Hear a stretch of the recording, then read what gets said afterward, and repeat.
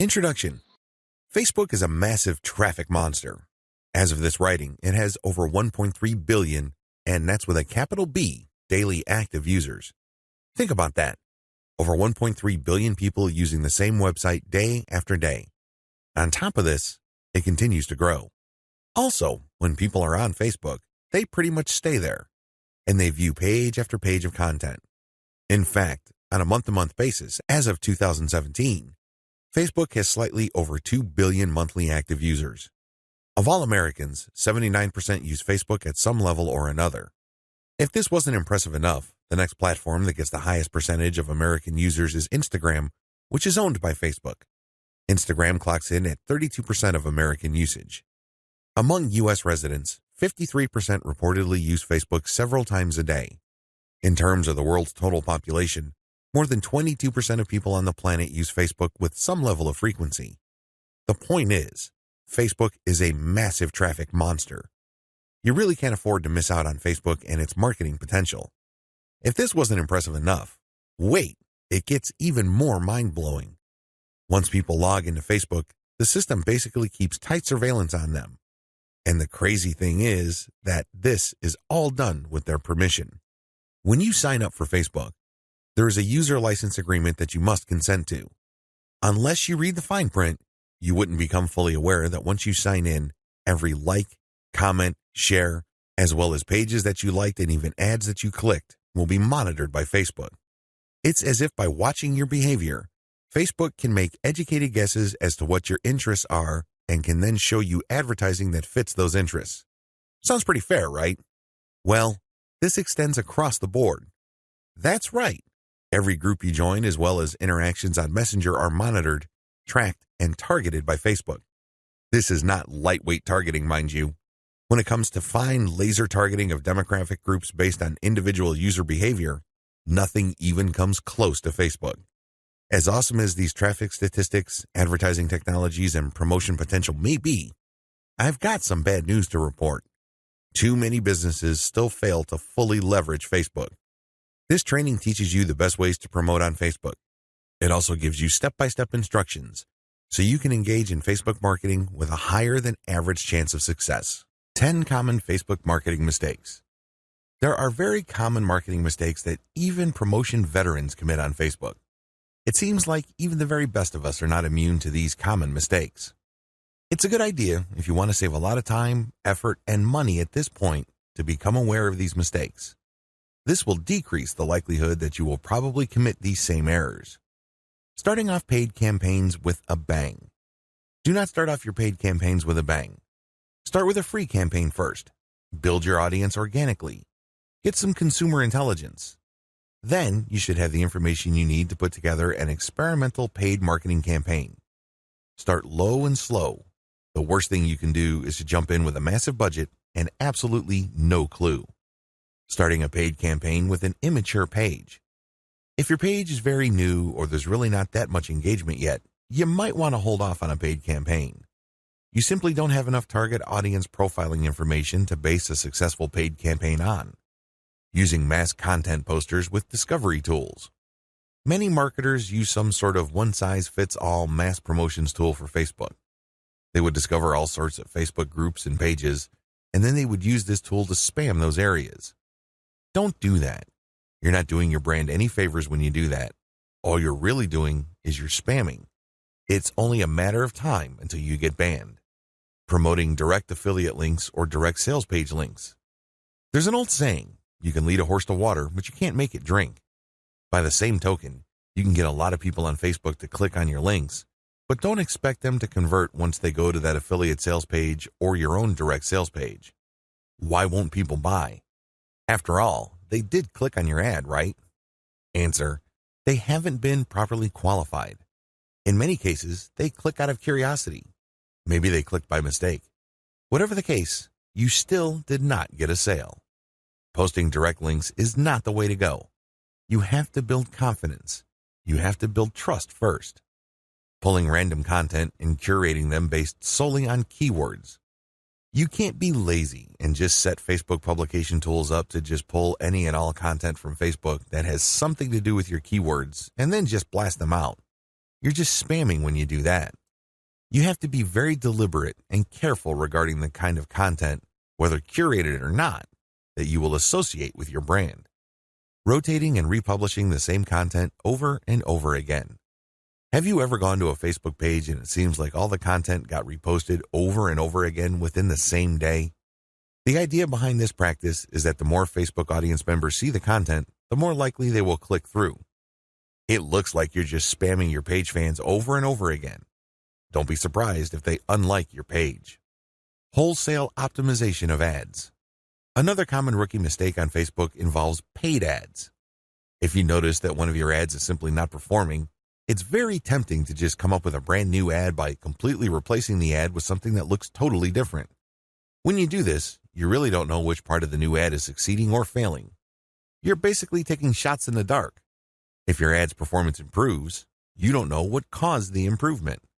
You have to have some sort of strategy or method that will enable you to track where the improvement in your click-through and, ultimately, your conversion rates are coming from. Simply swapping out ads in total or in whole doesn't really give you the data that you need to make effective decisions. Copy and paste competitor ad strategy. Some marketers are so lazy that they would just look at their competitors and essentially just copy their ads. Of course, they're not going to copy word for word, but they still end up failing. How come? Well, your competitor spends a tremendous amount of money optimizing the ads that they're showing. Their ads work. However, you won't get a competitive advantage if you copy them wholesale. You can't just copy somebody's ad without knowing what you're doing. Indeed, only a certain portion of your competitors' ads truly deliver results.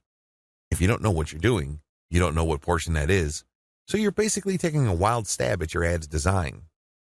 You may be saying the wrong things at the right time, or you're saying the right things to the wrong people. You end up failing. Quitting paid marketing too early. Many rookie Facebook marketers have a one-time, big-time mindset. They've heard of how awesome Facebook traffic is, so they put together some hard-earned, precious capital to run an ad campaign.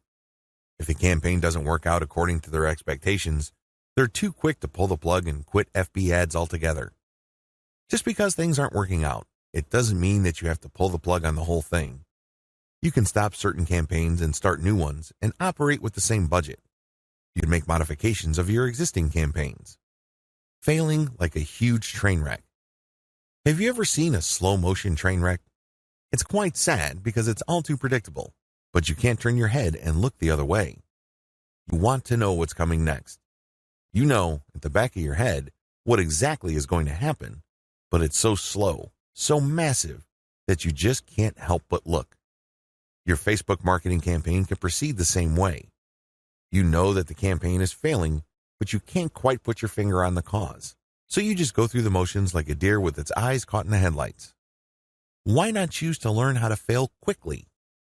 Since you're not going to make 100% of your shots, learn to live with this fact and move on. Learn to fail quickly using a tiny budget. This way, you can run many different experiments. Even though the vast majority of them are failures, that's okay. You only spend a fairly small amount of money figuring out winning ads. Please understand the nature of the 10 mistakes above. Imagine yourself being in situations where these mistakes are likely to take place. Learn how to spot them well in advance. Prepare your plan B, should you find yourself committing these mistakes. How to optimize your Facebook ad campaigns. Follow the steps below so you don't overthink things and make bad decisions when optimizing your FB ads. Reverse engineer your competitors and come up with a standard model. If you have a personal account, find your competitors and like their pages. Before you know it, you'll start seeing ads either from your competitors themselves or from businesses that are very similar to your competitors. Pay close attention to these ads. Reverse engineer them to find the standard model for these ads. In other words, go through as many of these ads as possible and get a clear understanding of what kind of pictures, headlines, and text they use. Also, if they are mostly promoting posts, pay attention to that. Whatever the case may be, look at what they're doing and see common patterns. Focus on the most commonly used strategies because this gives you the industry standard model.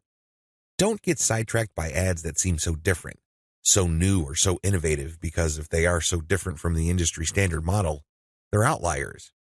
There's a high chance that those ads do not convert. Come up with your own version and test with a low budget. Test with a low budget. You don't want to burn through a tremendous amount of cash during the testing process. There will be a time and place for you to get crazy with the budget, but now is not the time. Create variations and test. Now that you have come up with your own version of the standard model, create variations of it and then run low-budget tests. Do not do this randomly. Do not do this based on your feelings or impulses. Instead, you have to follow certain rules on how to create variations. Otherwise, you wouldn't know which part of the ad accounts for its greater success. I've seen this happen many times. In fact, I've committed this mistake before. I would take an ad and test it. I would notice that it's not getting that many clicks, so I'd change half of the ad. Maybe I change the picture and then the headline, or I would change the heading and the description. Whatever the case may be, I would change half of the ad, and sure enough, it would improve. But when I try to improve things again by changing the other half of the ad, it falls apart. You want to establish a way of effectively tracking which changes accounted for which improvement. By using this method, you can optimize parts that work to reach peak convertibility and then work on the other elements of the ad that could use some improvement. However, you have to do this in a systematic way. I've described this in the section below. Pick the winner and make further variations. Now that you have made variations of the original and you ran a test, there will be at least one winner. It gets the most clicks and conversions. Make variations of it and you run the test again. Keep testing until you find the ad that delivers the best return on investment. The end of this process is pretty straightforward. You keep making variations and you keep testing on the cheap until you find an ad that delivers the best ROI. In other words, it delivers the most conversions while costing very little money. I know it sounds like a fantasy at this point, but it is doable with testing. Scale up. Increase your ad budget to your winning ad to pump a massive amount of traffic to it. You should only do this when you are dead sure that you have a winning ad on your hands. In other words, you have tested it rigorously and have optimized it to the point that it cannot improve its conversion rate any further. That's when it's ready to go big time. Make sure you optimize on an elemental level. The big problem with the ad optimization method I described above is how do you know which part of the ad to change up? How do you know which part of the ad to optimize? Wholesale variations do not work. You can't just take an ad, see that it doesn't work, replace it with a completely different ad, see that it doesn't work, and then repeat that process. Even if you're spending very little money, it still burns a tremendous amount of time, effort, and opportunities. You need to have a better way to turbocharge your results. Vary on an element-by-element basis. I would take an ad, and I would restrict my optimization to a specific element of that ad. Every ad actually has many elements. There is the graphics, the heading, the description, the link. I would start with one element, and I will come up with different versions. The most obvious part is the picture. So I'd play around with the different pictures and see which gets the most clicks. I would then come up with a variation of that picture and see if I can improve my click-through rate. Again, I'm spending very little money here. I just want to see an improvement in click-through rate for that element that I'm varying. Once I have reached a plateau and I can't improve any more on that element, I would then switch to another element. For example, if I'm running a campaign for dog food and I notice that my best performing picture after a series of variations is a picture of a Chihuahua that seems to be smiling, I will keep that picture, but then I will then switch to the next element of the ad, which is the headline. I would then keep varying the headline to see if I can improve the conversion rate of that ad.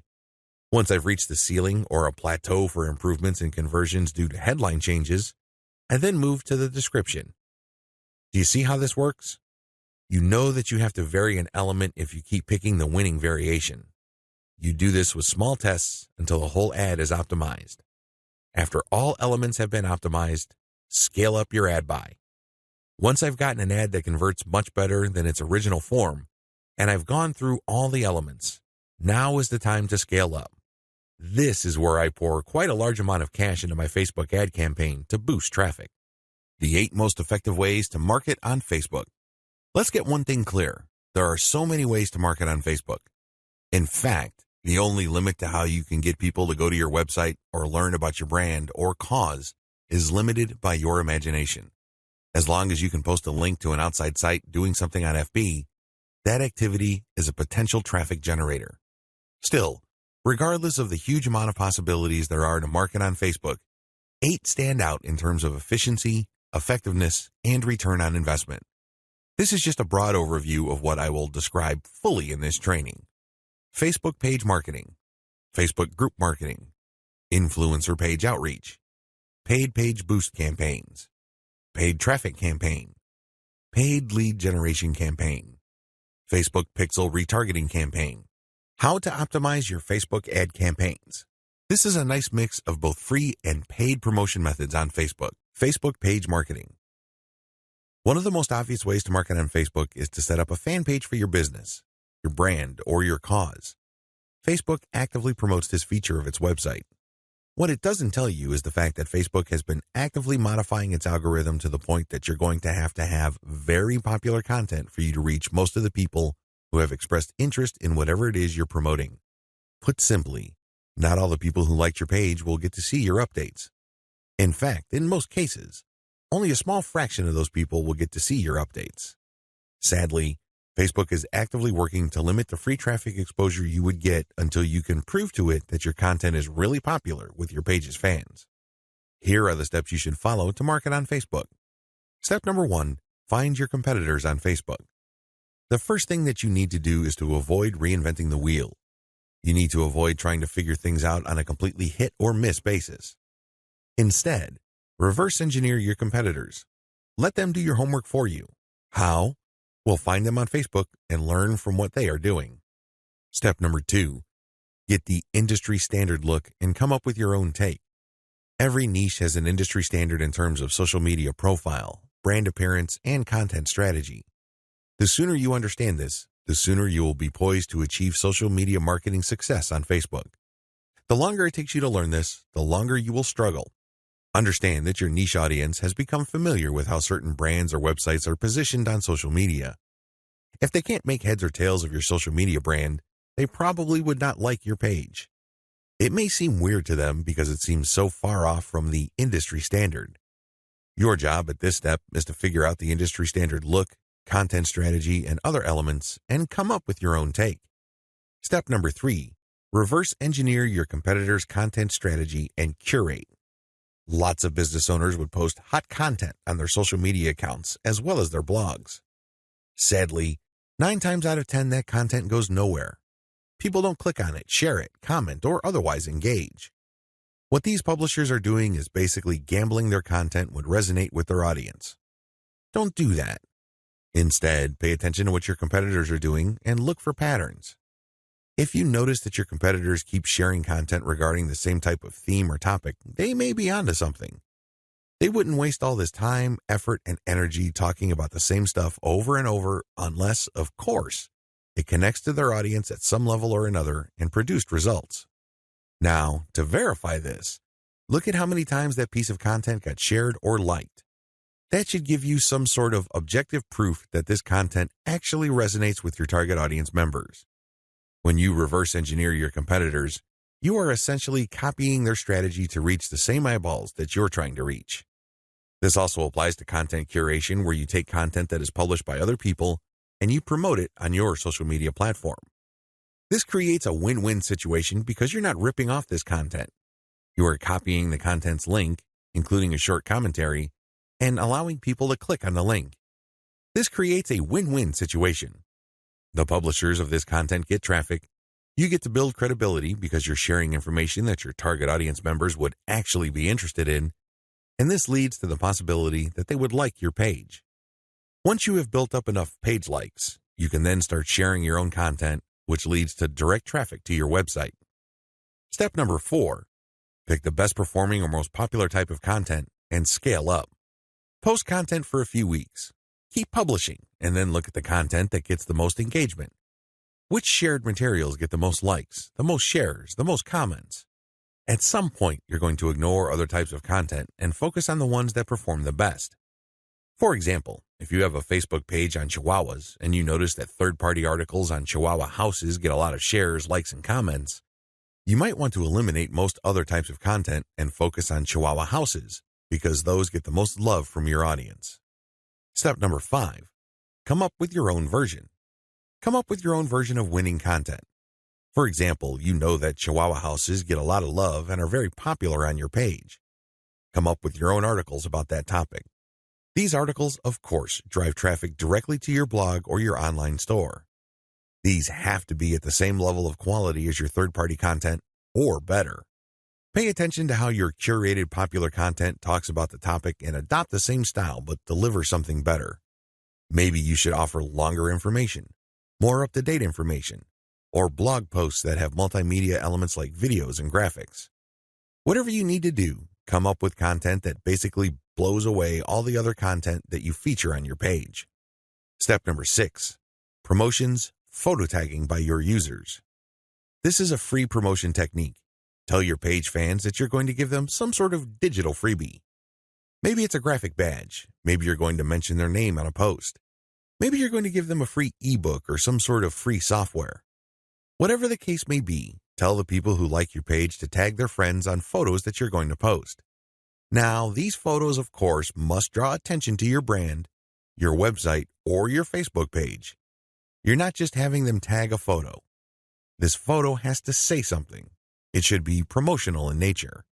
The more photo tags you get, the higher the chance that you will get a lot more page likes and also clicks to your website from Facebook. The best news? You don't have to offer money. In fact, studies indicate that money offers aren't all that effective. It's much better to offer some sort of specialty graphic or digital goodie like a free book or booklet, or maybe a discount code. Step number 7, promotions. Comments by your users. Use the same rules as in step 6, but instead of photo tagging, get your page fans to post comments. It would also help tremendously if the comment includes the name of the people on the commenter's friends list. I leave it up to you how to craft this, but obviously, the more tags there are in the comments, and the more engaging the comments, the more popular your posts become. Step number 8, call your users to action. If you have people who have already liked your page, post occasional reminders to them that they should invite their friends. This works because birds of a feather flock together. Seriously, the main reason why you are friends with people in the first place is because they share roughly the same set of interests as you. People who share basically the same pool of interest tend to attract each other. Take advantage of this fact by calling your page fans to action so they can invite their friends. Step number 9, use insights to promote your page. As much as possible, I would go through step 1 to step 8 and master all steps before I go ahead with step 9. With step 9, you're going to be shelling out money to promote your page. After a couple of months, you can use Facebook's very robust audience profiling system called Insights to promote your page. You will know the right demographic, and you will also know the right posts and content to promote. Step number 10, boost your most popular content. Use Facebook's lookalike audience system to find people who are not currently fans of your page. This feature in Facebook's ad system enables you to reach new audiences who share roughly the same interests as the people who have already demonstrated an interest in your page. You're basically using Facebook's very powerful interest targeting system in terms of demographics and interests to get new eyeballs to your page. This can lead to more likes, which can lead to more readers of your content. From that point, you can then run targeted ads. Facebook group marketing. One of the most powerful ways to market on Facebook is through its group feature. Considering what's been going on with Facebook's algorithm for its Facebook pages, it's a good idea to have your own Facebook group as a backup. Although Facebook has been cutting back on the organic traffic it sends Facebook pages, it's still worth it to have a page because you get audience insights from it. Another great benefit of having a page is the fact that you can copy and paste content from that page to Facebook groups. When people see your content in a group, they not only see the content, but they can also see a like button. When they click that like button, you get a new Facebook page fan.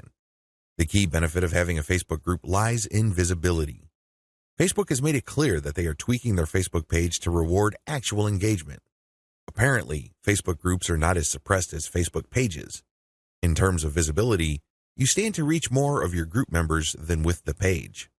The problem with Facebook groups. While the visibility for a lot of people is quite good for Facebook groups, it depends on activity. If the individual group member is not all that active in your group, maybe the person isn't liking or commenting, they're not going to get as many notifications on their Facebook update section than somebody who is active. This is a big drawback. The vast majority of people who would join your own Facebook group are not going to be active. They're just there to read information. They're just there to sit back and check out what you have to offer. Here's how you promote using your own FB group. Create your own groups after your pages mature. The first thing that you need to know is that you should put up your Facebook group only after your page is matured. You want to know who your audience is on Facebook. You're not going to know that until you have a page up. Pay attention to the audience insights. The data set that you would get from that analytics portion of your Facebook management dashboard will let you know who to target. Once you have enough users, and this depends on your niche, you should then put up your group. Your group must be as identical as possible to your page. If you have a logo, put the same logo there. If you have some sort of motto, put the same motto or slogan there. The key here is to use your Facebook group as an extension of the brand that you're creating with your Facebook fan page. Give your group members a reason for coming back. This, of course, means original content or freshly curated content that you don't show on your Facebook fan page. You have to give people a reason for following you on as many different places on Facebook as possible. This, of course, boils down to premium content. Market to other groups. This is the most important part of Facebook group marketing, because if you were to just build your own group as a supplemental source of traffic for your page, you're probably not going to grow all that much. You have to go to other groups which have already done a good job attracting the eyeballs that you want to attract. There has to be a tight fit between these groups and your niche. Go to those places and become a credible poster. This means that you should refrain from just dumping the same content that you have on your page to these groups. Invest time in them to become a local expert or a credible authority. It doesn't take much. If you're the first person to always comment and your comments are always insightful or bring new information to the table, people sit up and pay attention. People can see that you are an asset to the community, and they are more likely to give you the benefit of the doubt when you share content that obviously comes from your page. Once you have established credibility, share your own page content. As I've mentioned above, these posts not only have content and your brand, but also a like button. This is a great way of getting page fans. Always engage. When people comment on what you post, reply. They might be haters, they might be critics, but it doesn't matter, reply anyway. This conditions the mind of your readers that you are approachable, accessible, and you actually want to help people out. If you just drop a link and take off immediately, you're a spammer. You're not a community member. You're obviously not somebody who's there to add to people's knowledge and bring value to their lives. My most important tip: after sharing high-quality third-party content that you do not share on your page in groups, pay close attention to your page's audience insight. Find your most popular piece of content. Look for third-party content that is similar to that and see if you get a lot of positive engagement when you share that material. If this pans out, then use content from your site that fits the same themes as the tried and proven popular content on the Facebook groups that you're in, and use those to get page likes. Influencer page outreach. Influencer page outreach really boils down to creating allies. In your niche, you are sure to have competitors. However, some of these competitors are open to cooperating with you. Many will not give you the time of day, but there are few who would see the strategic advantage of partnering up instead of competing. There are also other people on Facebook who have pages and who are not competitors with you. They may even have a lot of fans. Here's how you build alliances with influence leaders on FB. Step number 1, find competitors. The first thing that you need to do is look at your notes when you reverse engineered your competitors. These people are in the same niche as you. After all, you study them to get to the industry standard content strategy as well as page layout and design for your own Facebook page. Next, you should look for non-competitors who specialize in your niche. There should be quite a few of these. These are not merchants or ones who provide services. They're not competing for the same dollars as you. Instead, they cater to the same audience as you. Try to find as many of these as possible. Step number 2, pay your dues by engaging. I know at this point it's very tempting to just go to a competitor's page and post a comment on one of their posts. In the comment, you're dropping a link to your page or to your website. You then repeat this many times on all their posts. Well, let me tell you, if you do this, you're going to get banned. Whatever links you put up will get deleted. It's a waste of time. Don't even think about it. The same applies to influential niche observers. These are non-competitors, but you shouldn't spam them either. Instead, you should pay your dues by engaging. How do you do this?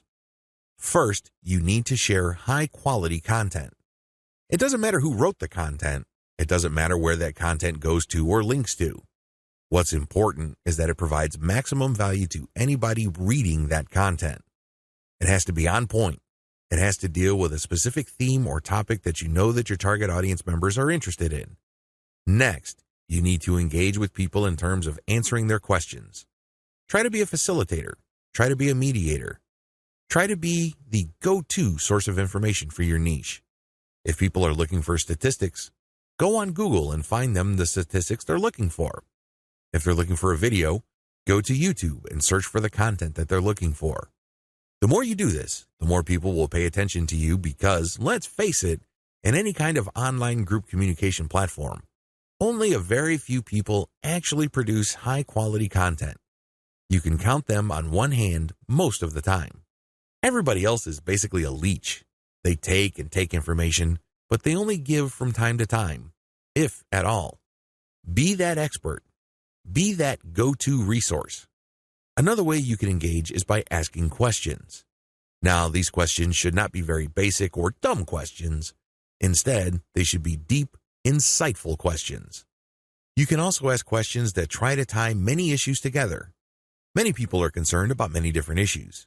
When you ask questions that tie all these together, it can be very useful. You should also give feedback to people's responses. You have to do this in a respectful way. You cannot come off as a hater or somebody who's just plain negative. There is such a thing as constructive feedback. Remember, the name of the game here is to add value to the places that you're on. This means sharing information and enhancing information through proper questions and feedback. Step number 3, become credible, then reach out. At a certain point, people will start asking for you by name. People will try to reach out to you via Messenger. That's when you know that you have become an asset to these groups. That's when you know that you are on people's radars. You're not just this random person showing up every once in a while dropping a link. Instead, you're that person that helps keep these groups together. This is when you reach out. This is when you try to engage with the group admin. Usually, the best way to do this is when they engage with you. Maybe they mention your name, or they send you a message on Messenger. Whatever the case may be, try to wait for them, or reach a high enough level of engagement and acknowledgement from other community members before you reach out. What are you going to be reaching out for? Well, there are many different opportunities on the table. You can ask to swap content with your page. Most page admins don't have a problem with this. You can also ask for a shout-out. Basically, the admin of the page that you're on will tell page fans to check out your page because your page is a friend of the page they run. You can go through some ideas regarding joint events. Now, please keep in mind that this is not like a real event where people have to physically go somewhere, or you have to rent out some hall, rent out security, or get food. No. This is an online event. Maybe a seminar, a live Facebook session conducted from 2 locations, or it can be an interview. Another opportunity on the table is, of course, guest blogging. You probably don't need me to remind you of how value-packed this is. Not only do you get eyeballs to your link, which can produce direct traffic, but you also get tremendous search engine optimization benefits if the partner has a high-value blog. You can also reach out for infographics. This means you create an infographic and you get the admin to post the infographic on their blog with a link back to you. Again, this boosts your SEO chances. Finally, you can collaborate on content. This is custom content intended for both your audiences. Regardless of how you cut it, influencer page outreach is a very powerful way to market on Facebook for absolutely free. Seriously, your only investment is your time.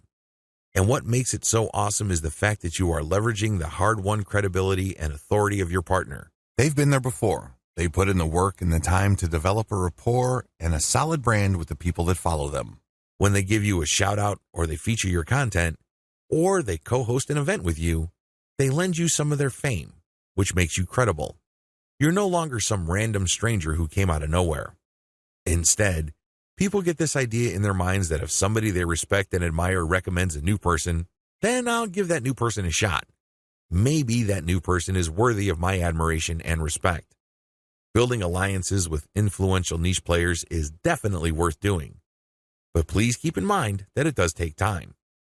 However, if you are passionate about your niche and you view your Facebook marketing business as a real business, then this should not be a problem for you.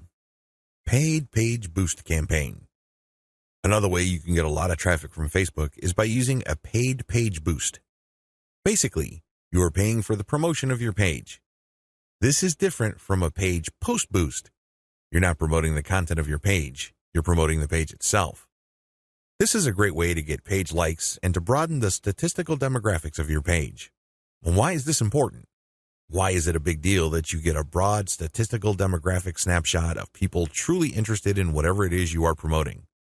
You have to understand that Facebook works best when you target people by their interests.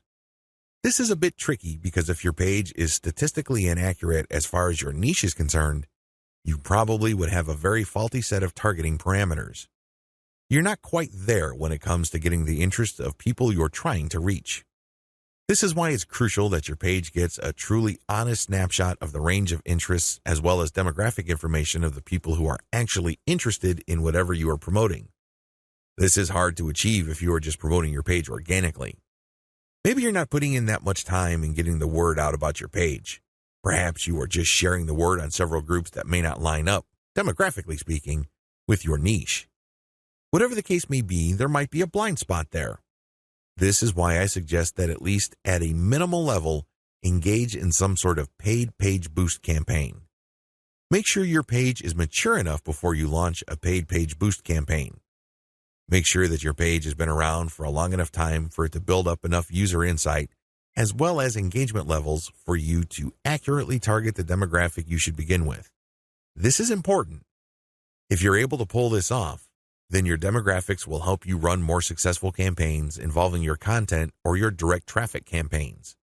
These are campaigns that direct traffic from Facebook directly to your target website. You're going to do that primarily using a lookalike audience campaign. Make sure you're ready for a sponsored page ad buy.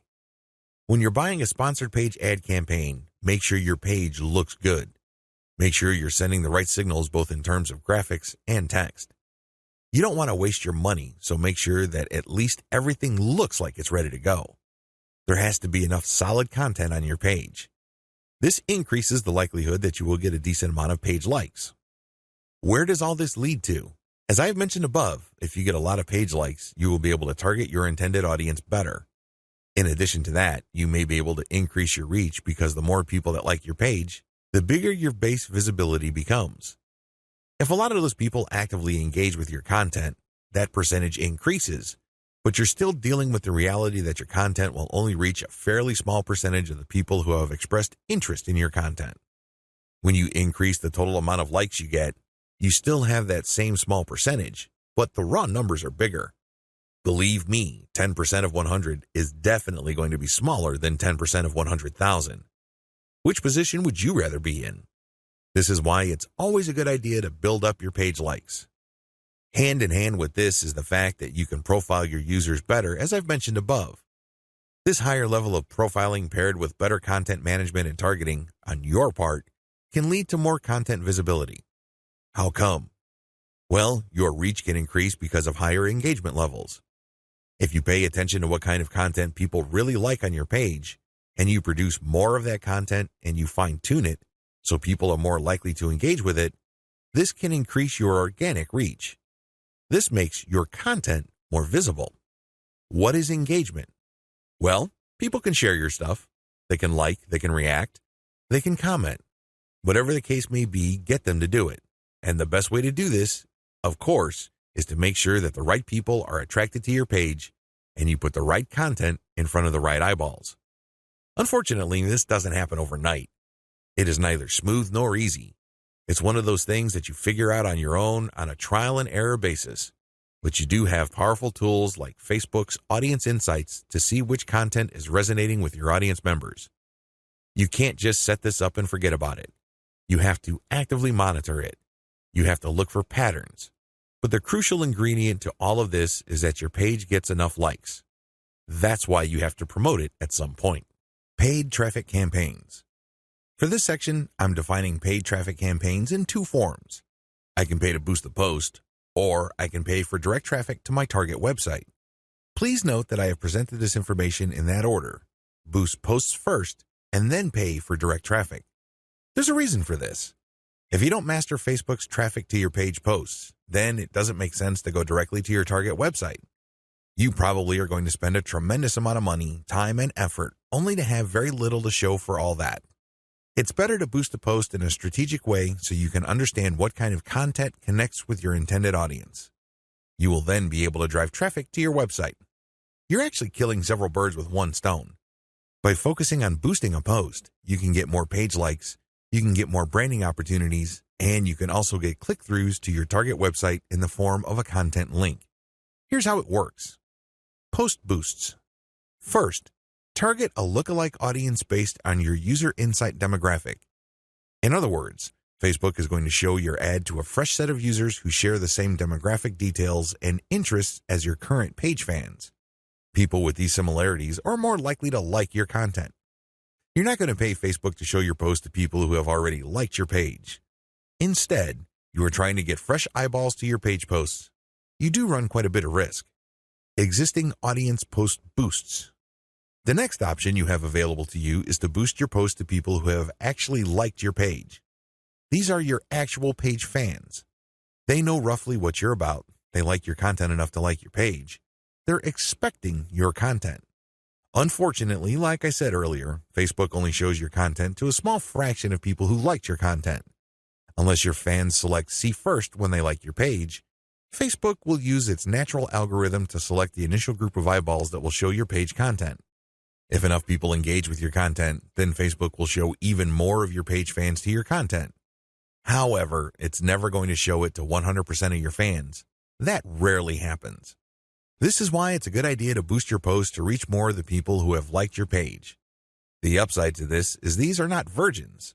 They've seen your page. In fact, they've seen it and liked it so much that they have clicked the like button and want to see your content. At least you know that there is some sort of interest there.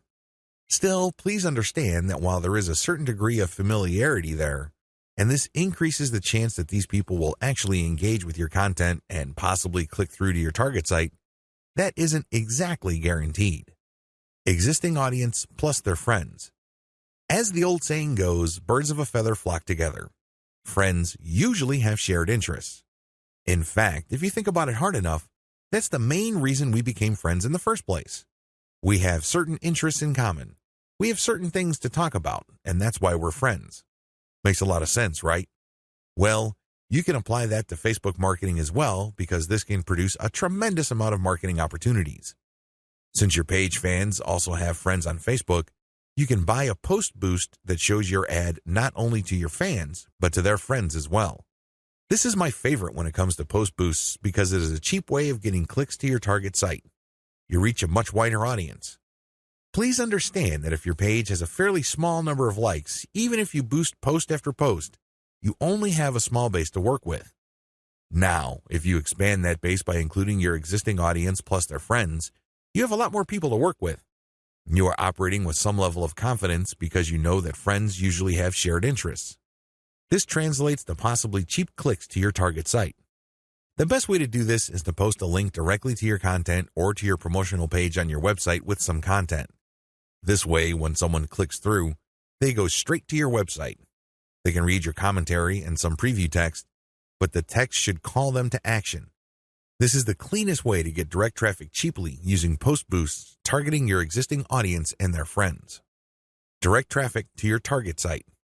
The next option is to promote a target URL directly. It doesn't show a post from your page. It just goes directly to your target website paired with a picture. This is the direct traffic option on Facebook. To become successful with this, you have to use the lookalike audience based on your engaged users' insight data. In other words, your Facebook page should be mature enough for you to get solid consumer intelligence that you can then use to target potentially interested audiences on Facebook. That's the best way to do this. There are other ways. You can run raw targeting. Basically, you're not relying on user insight. Instead, you're just looking for an age range and a geographic location. You're also using gender. In certain situations, this may pay off. In fact, you may get better results than lookalike audiences, but generally speaking, you should focus on using the consumer intelligence your Facebook page gathered so you can reach people who are very similar to people you know have demonstrated a solid interest in whatever it is you're promoting. Best practices. Use them to boost your results. First, run small tests. This enables you to fail quickly. People who really know their way around Facebook run campaign after campaign after campaign until they're able to connect the dots and come up with a campaign that actually works. This is why you need to run small, cheap tests so you can easily see which campaigns are working out and which ones have failed. Next, make sure your budget is low. Usually, when I run a $1 campaign, that is good enough for me. $1 a day for 7 days a week, that is good enough for me to see if an ad has potential. So, I would run several ads.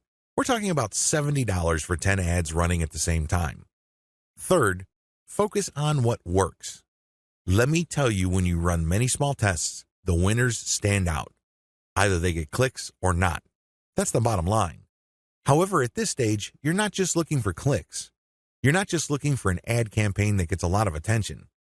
Instead, you're also going to look for an ad campaign that actually delivers conversions. You're going to have to set up your Facebook pixel to your target website so you can track whether traffic from Facebook went all the way through. I'm not just talking about traffic produced when people click on your link and they go to a content page and they leave. That's worthless. That's not going to help you. That traffic has to go to the content page, go to the sales page, and eventually make it to the shopping cart. That's when you know your campaign actually has traction. Focus on what works. Focus on what gets a high click-through rate paired with a conversion rate. However, to get there, you're going to have to burn through many ads. This is not going to jump out at you. It's not going to be obvious. It's not going to be easy. Once you have identified that ad and you've fine-tuned it, then scale it up. That's how this works. Basically, you focus on what works and then pour real money into it. Paid lead generation campaigns. Did you know that on Facebook you can collect email? That's right, you can collect leads. It's pretty straightforward.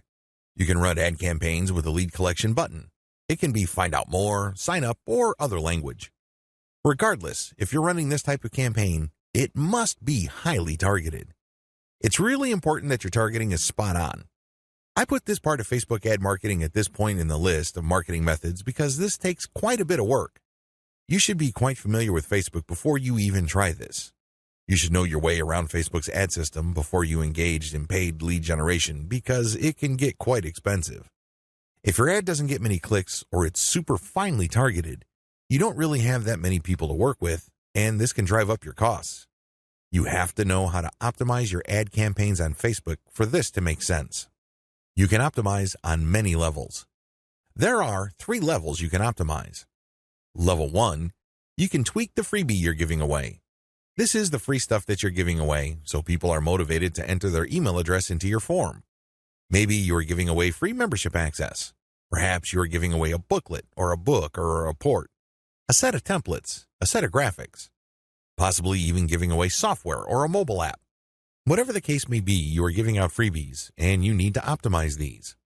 What I mean by that is the freebie that you give must motivate the most people in your target audience to sign up for your mailing list. This is not easy. You cannot assume that just because you think that your booklet is awesome or is the next best thing since sliced bread, doesn't automatically mean people will agree with you. It doesn't work that way. You may have to switch from one freebie to the other until you get a high enough sign-up rate that would tell you that the freebie that you have selected is the right one. Thankfully, this is fairly easy to do with Facebook. You basically run different ads that offer different premiums. Level 2. Level 2 optimization focuses on optimizing your ad copy. As I've mentioned above, lead generation campaigns on Facebook can and do get very expensive. It seems like you're doing all this for basically a handful of emails. This is why it's really important to make sure that you run a fully optimized campaign to get the most results. How do you do this? Well, you optimize your ad copy on an elemental level. Still, I want you to get a heads up this early on regarding the amount of optimization that you would have to do. It is quite intensive. You can't leave things at a surface level. That's just not going to work. Level 3. Level 3 involves optimizing based on conversions. When people click on your Learn More or Sign Up button, they're shown a form. You're going to have to keep tweaking that form to say what it needs to say to convert as much of your traffic into list members as much as possible. This takes quite a bit of time and attention to detail. Again, you have to run these experiments while minimizing your costs. Once you find out something that works, optimize it to increase its level of conversion. Once you have picked a winner that cannot be optimized any further in terms of conversion rate improvements, that's when you scale up. That's when you pour in the dollars to reach as many people as possible to boost your mailing list sign up. Facebook Pixel Retargeting Campaign. Facebook enables you to put their tracking pixel on your website. It will then track when people go on your site. If people end up at your shopping cart, for example, you can then run an ad reminding people about your site or reminding people about the products that they almost bought. They see these ads on Facebook. Whatever the case may be, Facebook Pixel Retargeting gives you another bite at the apple. One of the biggest problems with e-commerce is that prospective buyers abandon their shopping carts. A large chunk of these buyers simply decide at the last minute or at some point in the buying process to dump their shopping cart. They don't follow through. This is where the retargeting campaign begins. It's basically a way of reminding people who have already expressed an interest in whatever it is you're offering to come back. If anything, you recycle traffic that you have gotten from Facebook. Another benefit of this technology is that it pulls traffic from Facebook that you did not get from it originally. For example, if you did an independent marketing campaign completely free of Facebook, but you put a Facebook retargeting pixel on your page, when people from that independent campaign, maybe it's a forum promotion or search engine optimization or another social media platform or whatever source, go back to Facebook to check their accounts, your ad will show up. Sounds awesome, right? These are all possible through a Facebook Pixel retargeting campaign. There are 2 steps to it, and it's pretty straightforward. Install Facebook Pixel on your website. The first thing that you need to do is to install the Facebook tracking pixel on your site. To do this, you just go to Facebook's business section and look for their pixels instructions. It's pretty straightforward. Even if you're using WordPress as your content management system, installing Facebook Pixel is a breeze. Next, you need to make sure that you drive traffic to your site. This means that you have to let traffic flow to your site for quite some time before you launch a retargeting campaign. It's not a good idea to launch a campaign as quickly as possible. You have to have enough targeting pixels installed in people's browsers for this to make sense. Otherwise, there are just not enough people to work with. Now, keep in mind that if you are in a niche that has generally low traffic levels, then you would have to conduct your campaign even though the overall traffic flow to your website is fairly low. Run ads on Facebook for retargeting. The ads that you're going to run for Facebook Pixel retargeting are going to be a bit different from the normal boosted posts or picture links that you run on Facebook. Instead, these are going to try to achieve 2 things. You can remind people about what they did. Maybe they wanted to buy something, but they changed their mind at the last minute. Perhaps they were reading some sort of conversion article and were about to enter their email address, but they didn't. Whatever the case may be, you're reminding them to come back to what they were doing before. The other thing that you can do with your Facebook Pixel retargeting campaign is to pull people deeper into your website. Usually, a website is composed of 2 parts. The first layer is the content layer, meaning you're trying to get people to know about the problem, like your particular solution, and eventually trust the solution enough so they can buy. The other part, of course, is pretty straightforward. It's all about buying. But there's a complication. A lot of people would go through the content layers, but they never make it through to the actual buying part. They never make it to your conversion page. This is where retargeting ads that pull people deeper into your website makes a lot of sense. For whatever reason, somebody reading an article on your site decides to close the window and get out of your site. You can run ads that tell them about content, but another piece of content that is related to what they were reading before. This pushes them further down the conversion funnel. Alternatively, you can run an ad that promotes your conversion page. Basically, what you're saying to the prospect is you've figured out what my website is about, and you have a clear understanding of what I have to offer. Maximizing your results from Facebook Pixel retargeting. I suggest that if you want to maximize the results you get from retargeting, promote your squeeze page. That's right. Promote the page that recruits people to your mailing list. Usually there's some sort of freebie. There's usually some sort of book or booklet that you're giving away so people can enter their email address. Whatever the case may be, push the squeeze page. Don't dump them to your sales page unless, as I have mentioned above, they actually reached your shopping cart or conversion page and changed their minds at the last minute. That's pretty much the only situation where you should retarget showing an ad that goes directly to the conversion page. Other than that, convert them to sign up for your mailing list. It's your mailing list with its many chances at gaining attention, building trust, and gaining credibility, which will actually do the heavy lifting as far as converting that prospect into an actual sale. Conclusion. Facebook marketing is a lot of fun because there are a lot of things to discover, but it can also get very expensive if you don't know what you're doing. Follow the 8 proven promotion methods covered in this training so you can start your Facebook promotion campaign on a solid path to success.